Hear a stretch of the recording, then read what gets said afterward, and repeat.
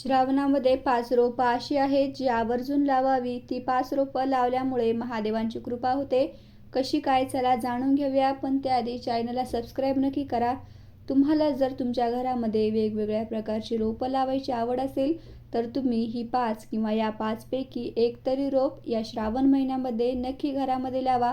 कारण त्यामुळे असंख्य लाभ होतात असं वास्तुशास्त्र सांगतं. कोणती ती रोपं आणि काय लाभ होतात तेच्या व्हिडिओमध्ये जाणून घेऊया. श्रावण महिना लाभदायक असून सर्वत्र नैसर्गिक सौंदर्य अनुभवायला मिळतं. दुसरीकडे श्रावण महिन्यात झाडं लावल्याने तुमच्या घरामध्ये सुख समृद्धी येते. धार्मिक दृष्टिकोनातून झाडं लावणं शुभ मानलं जातं. मग श्रावणामध्ये जे झाड लावायचे आहे त्यामध्ये सगळ्यात पहिलं झाड आहे शमीचं झाड. शमीची वनस्पती भगवान शिवशंकरांना अतिशय प्रिय आहे.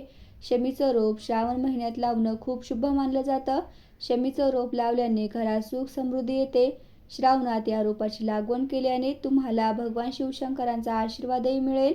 ही वनस्पती लावल्याने घरामध्ये सकारात्मक ऊर्जा वाढते. या रोपाची लागवड करण्यासाठी सगळ्यात चांगली दिशा म्हणजे घराची उत्तर दिशा किंवा ईशान्य दिशा आहे.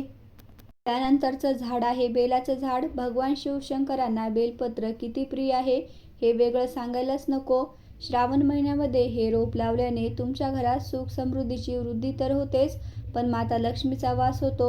बेलपत्राच्या रोपाच्या सावलीमध्ये शिवलिंग ठेवून रोज जलाभिषेक केल्याने घरामध्ये धनधान्याची कमतरता कधीच भासत नाही आणि माता लक्ष्मीचा आशीर्वादही मिळतो. श्रावण महिन्यात या रोपाची लागवड केल्याने तुम्हाला शुभ फळ मिळतात.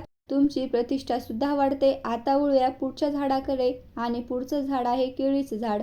केळीचं झाड घरात लावणं सुद्धा गॅलरीमध्ये किंवा तुमच्या अंगणामध्ये लावणंही शुभ मानलं जातं. दर गुरुवारी केळीच्या झाडाची पूजा अवश्य करावी. त्यामुळे सुद्धा अनेक प्रकारचे लाभ होतात. केळीच्या झाडाची पूजा केल्यामुळे पैशांची समस्या दूर होते. त्यानंतरचं झाड आहे रुईचं झाड. भगवान शिवशंकरांना रुईची फुलं खूप प्रिय आहेत. जांभळ्या आणि पांढऱ्या रंगाची ही फुलं श्रावणामध्ये अगदी मन मोहून घेतात. श्रावणात हे झाड नक्की लावू शकता. या वनस्पतीमध्ये भगवान शिवशंकर वास करतात असेही म्हटलं जातं. घरात सकारात्मक ऊर्जा राहते आणि घर सुख समृद्धीने भरून जातं. त्यानंतरचं रोप आहे तुळस. तुळस तुमच्याकडे असणारच, पण जर तुमची सध्याची तुळस खराब झाली असेल, जर वाळली असेल, सुकली असेल तर तुम्ही श्रावणामध्ये तुळस नक्की लावा.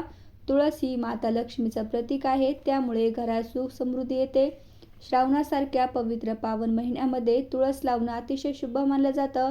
म्हणूनच तुम्ही घरामध्ये तुळस लावा आणि रोज तुळशीजवळ तुपाचा दिवा लावा. यामुळे माता लक्ष्मी तुमच्या घरात वास करेल आणि घरात पैशाची कमतरता कधीच भासणार नाही. अशाच माहितीपूर्ण व्हिडिओज पाहण्यासाठी चॅनलला लाईक, शेअर आणि सबस्क्राईब जरूर करा.